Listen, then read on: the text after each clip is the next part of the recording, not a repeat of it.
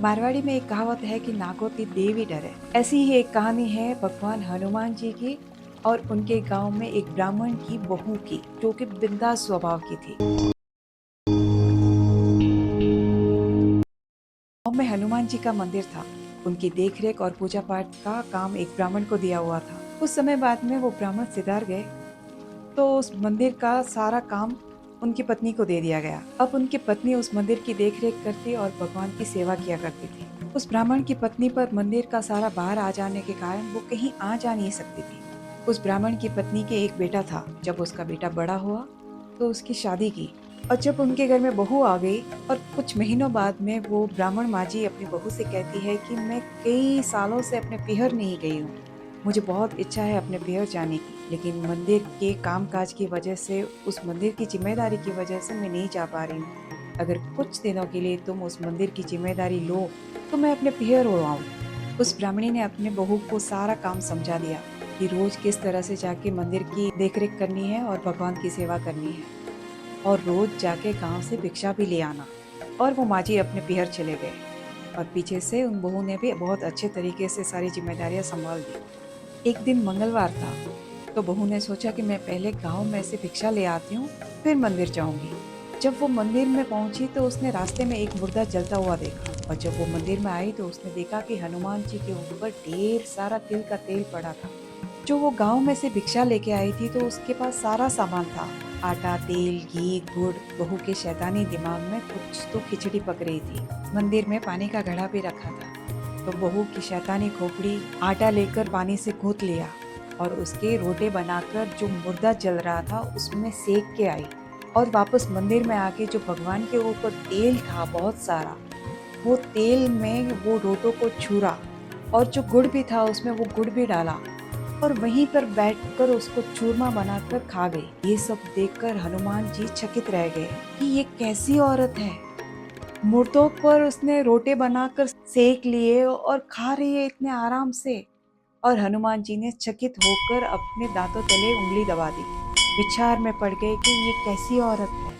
बहू तो वहां से चल दी।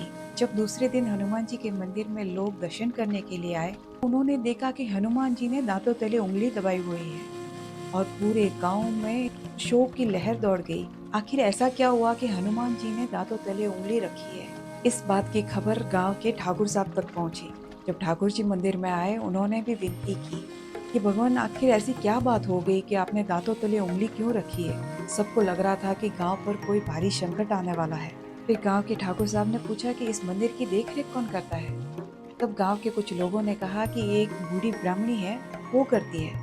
तो ठाकुर साहब ने कहा कि जाके उनको बुलाया जाए। कुछ लोग गए उनको बुलाने के लिए। तब तक वो ब्राह्मणी अपने घर वापस आ चुकी थी। जब वो ब्राह्मणी मंदिर में आई तो राजा ने पूछा कि ऐसा क्या हुआ है यहाँ पे, तुमने ऐसा यहाँ पे क्या किया है, भगवान ने अपने दांतों तले उंगली क्यों रखी है। तब वो ब्राह्मणी डर गई और कहती है कि मुझे तो कुछ नहीं पता, मैं तो अपने पीहर गई थी और मंदिर की देख रेख का काम मेरी बहू को सौंप के गई थी। इतने दिन से मेरी बहू ही यहाँ पे भगवान की सेवा कर रही है। उस बहू ने एक बड़ा सा पत्थर उठाया और भगवान से बात करने लगी कि सुनो हनुमान, अगर मैंने वो चूरमा खाया तो तुझे कहाँ तकलीफ हुई। वो आटा था तो वो गांव वालों ने हम मुझे दिया था, जो हमेशा हमें भिक्षा में मिलता है। यहाँ पर पानी था, वो भी गांव वालों का था, उसमें मैंने आटा गूथा।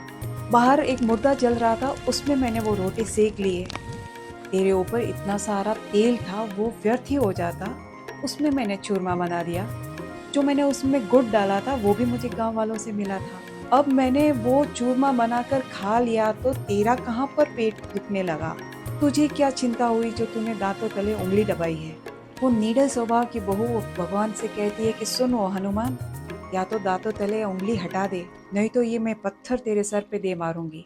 मैं तो तेरे सर पे पत्थर मार दूंगी, सोच गांव वालों के सामने तेरी क्या इज्जत रहेगी। और हनुमान जी ने सोचा कि ये तो पागल औरत है, ये सच में मेरे सर पे पत्थर दे मारेगी तो गांव वालों के सामने मेरी कोई इज्जत नहीं बचेगी। और हनुमान जी ने झट से उंगली हटा दी और उसने बाहर आकर कहा कि देखो, आपके हनुमान जी ने उंगली हटा दी। ये देखकर गांव वालों में शांति की एक लहर हो गई कि चलो, भगवान जी ने हाथों तले उंगली हटा दी। तो इसलिए कहते हैं कि नागों से तो देव भी डरते हैं, यानी कि जो बदमाश स्वभाव के होते हैं उनसे देव भी डरते हैं।